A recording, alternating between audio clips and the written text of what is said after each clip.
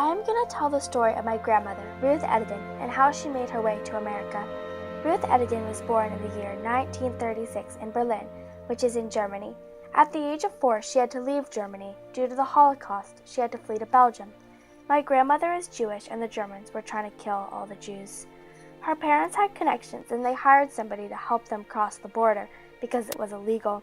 It was just my grandmother, her sister, and mother traveling. This person they hired betrayed them and told the authorities about their illegal crossing.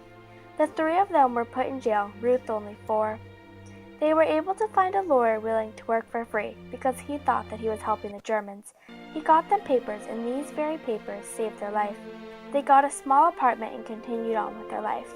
In 1942, things changed. Jews were being deported from Belgium due to the war, and authorities were on the watch. My great-grandmother was willing to do anything to save her children, even if it meant being separated. It was a matter of life or death. Therefore, she sent them to an orphanage.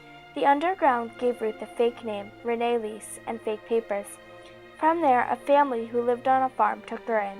She lived on this farm for about 3 years until age 11.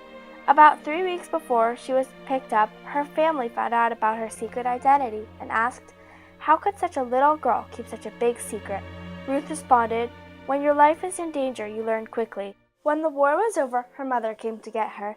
They got an apartment. However, my grandmother felt out of place.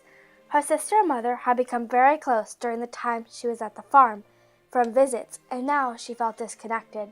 She went to high school and got a job. After this, she realized, "I don't want to stay here because nothing is going to happen." From here, my grandmother moved to Israel. She knew French, German, and English, so she worked as a secretary.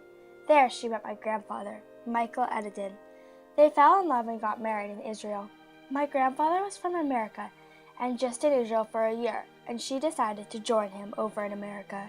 She did not have to go through any sort of immigration station because she had already married my grandfather. Ruth didn't have too much trouble immigrating because of her prior life. She had moved around her entire life, from Germany to Brussels to Israel, so she was already very courageous and ready. One hardship she did have was that she fell in love with Israel and had to adjust. When she got to America, she went to Boston.